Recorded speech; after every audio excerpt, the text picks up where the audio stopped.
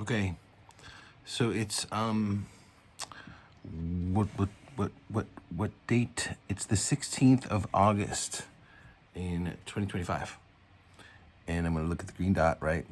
So I have not smoked pot in quite a bit of time, at least a month, probably maybe a month and a half, but not longer. And usually when I smoke after I haven't smoked in a while, I usually I experience a lot of really keen insight. It's almost a psychedelic experience for me. Dramatic shift in the nature of, in the condition of reality, which allows me to sort of have insight into the nature of reality. So I always appreciate that. I've always appreciated that about pot, cannabis, marijuana. So there was a study that was just published recently that indicated that marijuana users have a significantly superior different cognitive skill set than non-pot users, particularly related to the aging of the brain. That the performance of the brains of cannabis users is like the performance of younger brains. So it has a sort of anti-aging impact, an anti-neurodegenerative impact. I've always known that phenomenologically. There's been a couple of studies that have indicated the neuroprotective aspect of cannabis. Lots to be said. Apparently, another study recently about increases cardiac disease risk. But that is what it is. The heart and the brain doing their thing. Cannabis has an impact on both. And I just wanted to sort of document my shift now into that distinct phenomenological and, for me, ontological shift, that I see things differently. I see, it's easier for me to sort of appreciate non-duality. High. Everything else is otherwise. I'm just me here and the world out there.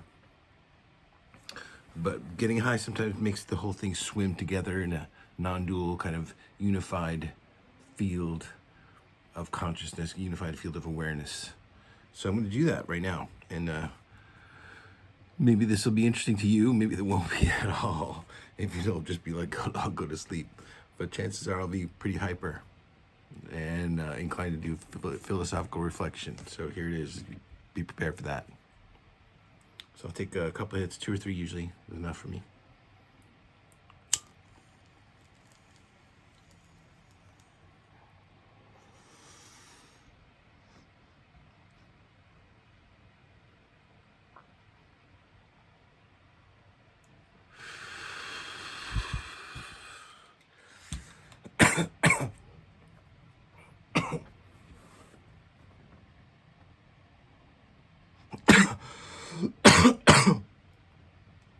Of course, the bronchial system and the lung system, I have to kind of get used to that again. The novel introduction of hot smoke is a deteriorative and agitative and distressing to the tissue, naturally.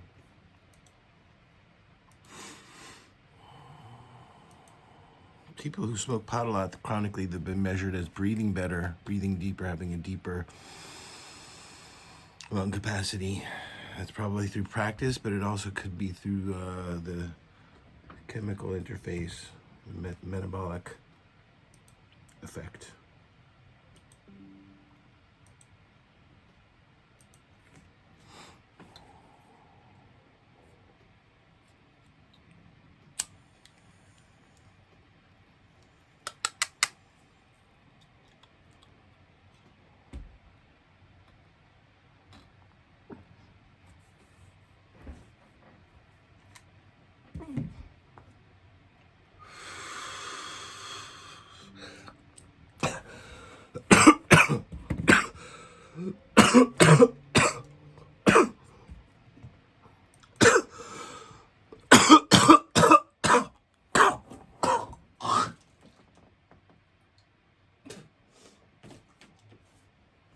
Tissue distress and the tissue agitation is cost, right, to the psychological shift, the shift in the condition of awareness.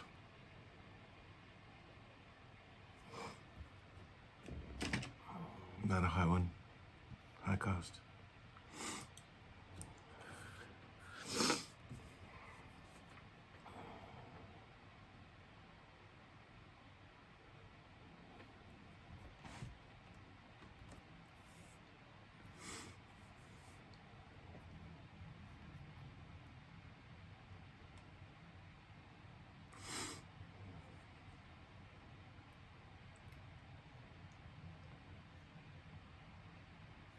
I'll check back in with you because just being self-conscious right now is not something that I'm looking forward to doing or being.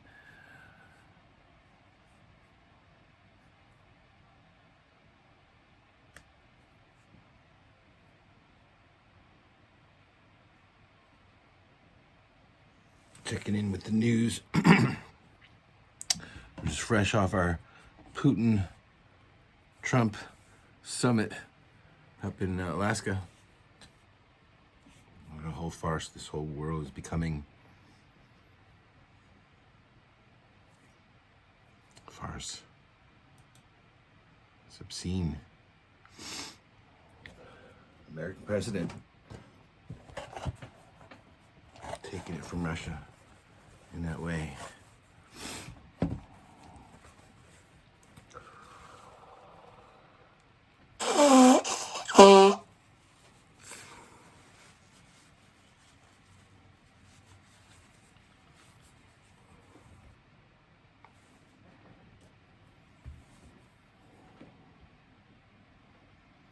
Of course, the whole thing, once you start to unravel the whole thing, Putin, Trump, Epstein, to Israel to everything else, the whole sort of menace upon the world that we can call by different names is horror, the true horror. It's made life on this earth unlivable with any spirit.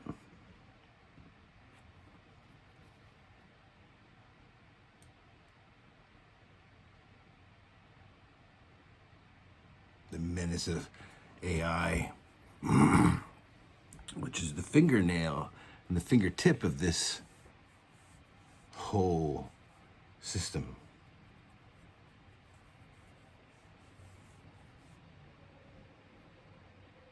It's entire, right? It's complete. It's completely visible, and this is the careful territory. Right? It's completely visible. It's out in the open, but it's hidden. For what's hidden about it is the meaning of it, what's behind it, the intention, the motivation, not the appearance. The appearance is the show, right? The appearance is where we live, our day-to-day industrial, social slavery, economic information. Serving it.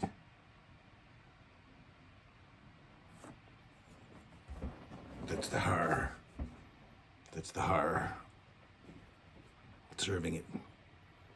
Right, and we're all in the ways that we are. In it, of it, with it, as it, serving it.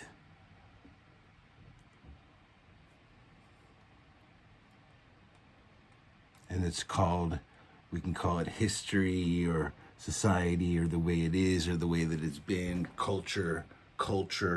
We can call it culture, right? The whole thing, culture, encultured, enculturement, cult, encultment, enculturement. The whole thing is a worldview that's been sold that we serve.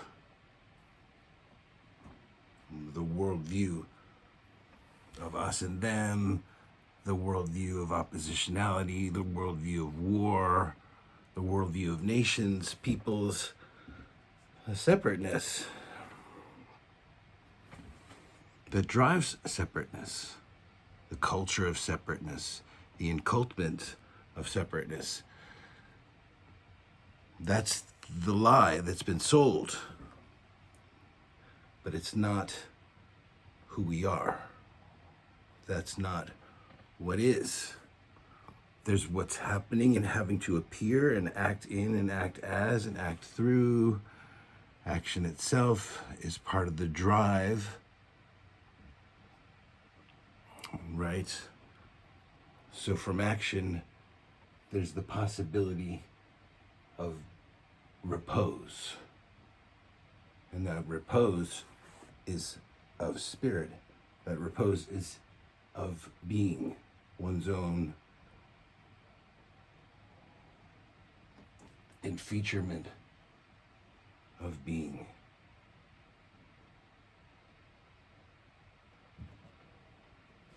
Just being able to enfeature, right, is a spiritual mask of, again, something that is not true. And it's a way of being split and divided, not only outwardly, socially, culturally, economically, politically, but inwardly. Right, the splitting of the mind. Want to, don't want to, should, shouldn't, good, bad, preference, the selling of preference, the culture of preference, and dispreference, right? So the polarity becomes a trick, an entrainment, an enculturement, and decidement, right? And enactment, and right? The whole switcheroo of reality in its inward division and its outward division this way is the trick, is the game, the hustle, right? So we see together because there's an understanding that is singular, that isn't divided. That's the whole notion of meditation. That's the whole honor, appreciation of meditation, right? The psychological division is part of how it keeps persisting in something false, in something divided, in something that's not peace. Peace within, peace without, peace through, everything works, right, at some point. And everything divided is not that. It's so, it's happening, it's appearing, it's on the display, the screen of our experience, but it's not what is. And appreciating what is the spiritualist journey. What is in an everyday, ordinary entrustment of a singular being. I'm over and out for now. Thanks for coming. Appreciate you being here.